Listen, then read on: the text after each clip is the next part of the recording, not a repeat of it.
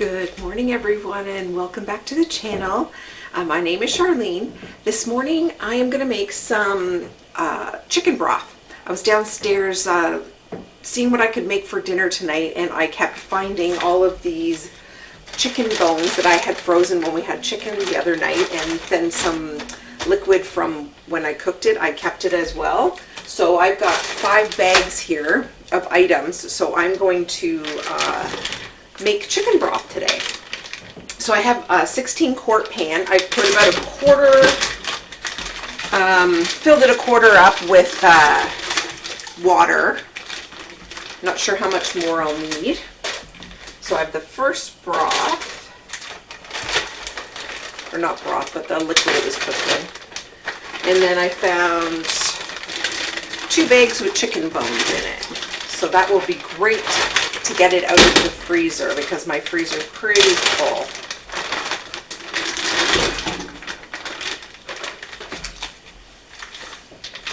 So this is the size bag that I kept the other day when I cooked. I cooked 2 whole chickens to make a couple of dinners, and I just kept this for another day. Just put it into the freezer. Still really frozen, so let's see here. There we go.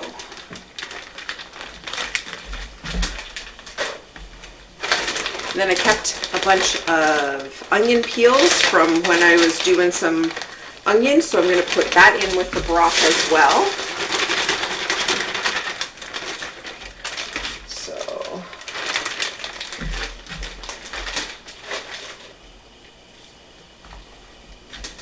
Okay, so I'm going to fill the rest of this with water till it's about this high, and it should get me about 7 jars, maybe even 8 jars of broth. So I'm going to bring this to a boil, and then I'm going to simmer it for the rest of the day, stirring it whenever I think about it. And I'm not going to put any salt or pepper or any seasoning in it. You can if you choose to. I just season whatever meal I'm going to add in at the time that I'm making something. So yeah, so I will bring you back with the next step. Okay, so it is later in the evening, about 5:30. So I think I cooked it for probably about 5 hours, I'm going to say. And so now I'm just going to start to strain it. And it is the same day. I got stuck outside with the rain, so I had to change. But anyways, so all I'm going to do is I'm taking one of these big strainers to get the majority of this out. And I've had this off for probably about 2 hours. So it's not boiling hot. So I'm just going to strain out as much of the big stuff as I can. So while this does its thing, I'm going to get all the jars and the pressure canner ready. So what I'm going to do first is I'm going to fill my pressure canner with 3 quarts of water.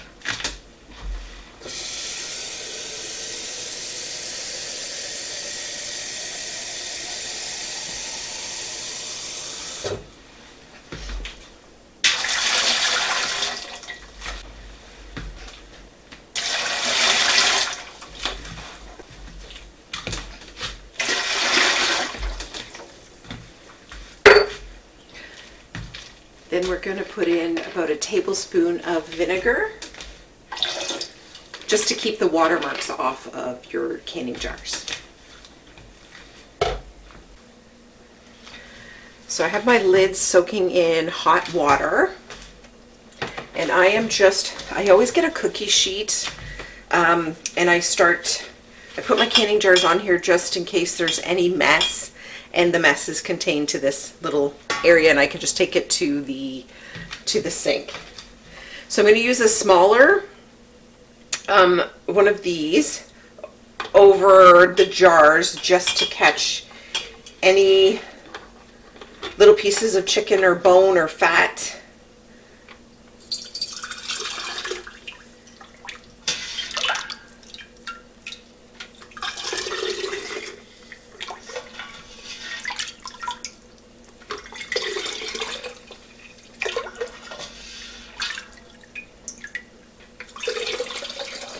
miss a few.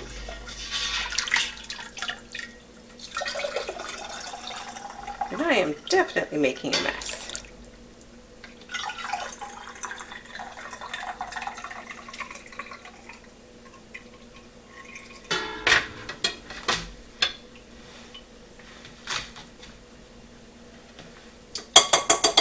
I just have a little bowl to the side that I will throw all the little pieces in. Okay, so I'm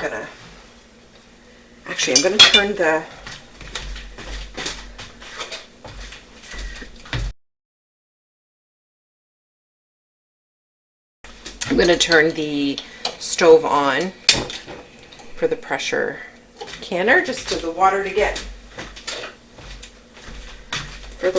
get warm.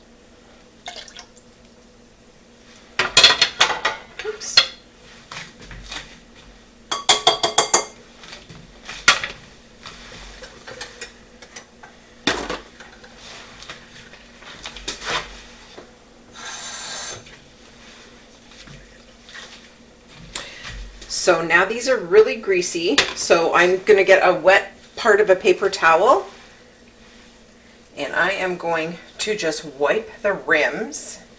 I'm also going to check that with my finger, just check there's no imperfections on the jar that could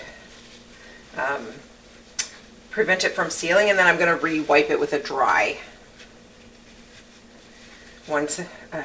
paper towel since I touched it with my finger. And we are just going to put some hot, clean lids on, and then the ring. And the ring is supposed to be finger tight. And then we are just going to stick them in the pressure canner and continue on.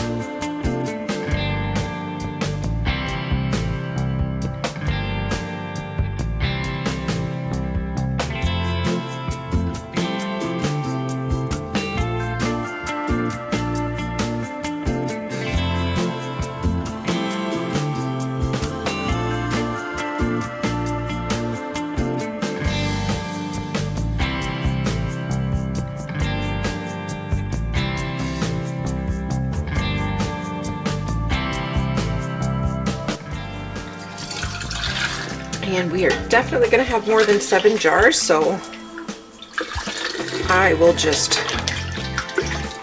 probably put the rest in just the fridge.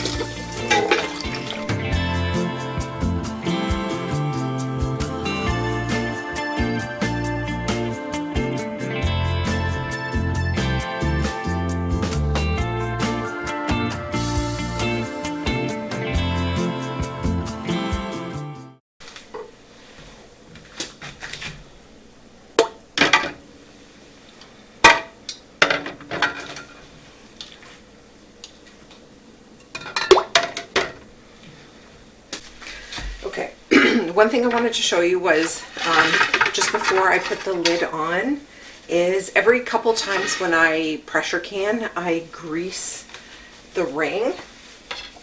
I just get a paper towel, put a little bit of olive oil on it. Doesn't have to be much, just like a little bit. And then I go around the outside and the inside of the ring just to help for it to have a better seal. If I can get that in there.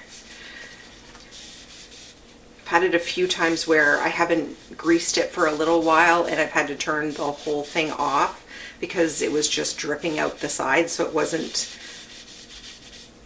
holding its pressure.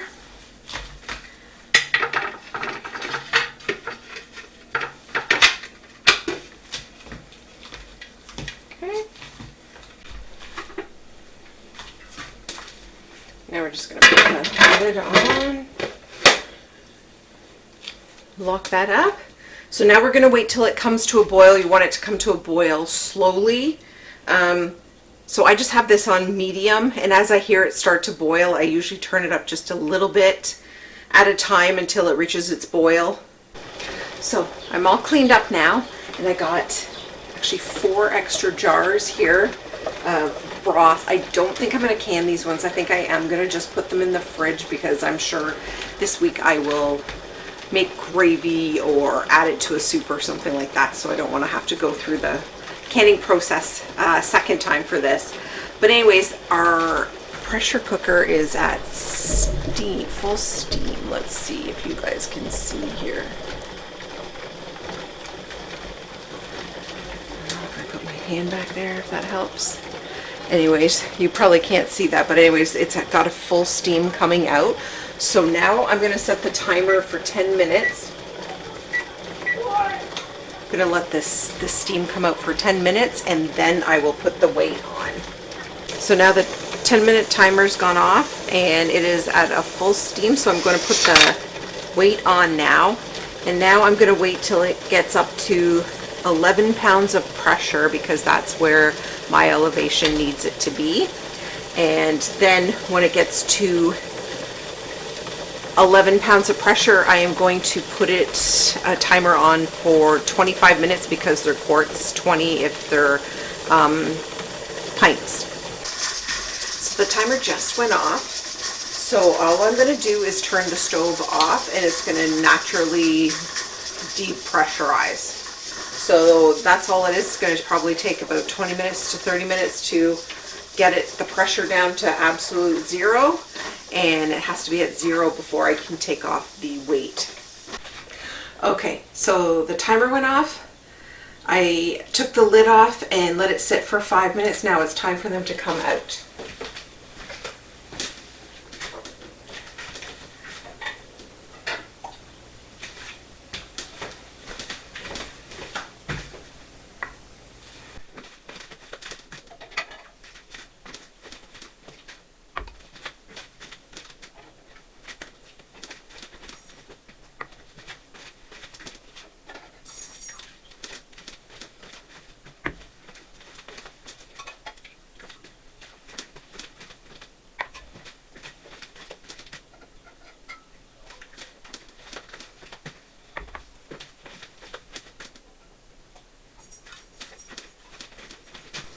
Okay, now these are just going to sit overnight here and hopefully they will all seal and we will find out in the morning.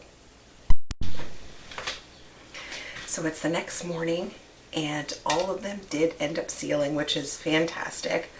So now I'm just going to take the rings off. I'm going to wash them in warm soapy water and I'm going to label them and put them on my shelf. So I am so happy to have these on the shelf for soups, and I make my homemade gravies from these, and I love to add these to when I'm making rice. Instead of using water, I'll use broth, whether it's the beef or the chicken here. And yeah, so if you are new to pressure canning, this is one of the easiest recipes to start with. And yeah, so thank you everyone for watching, and we will see you on the next video. Take care.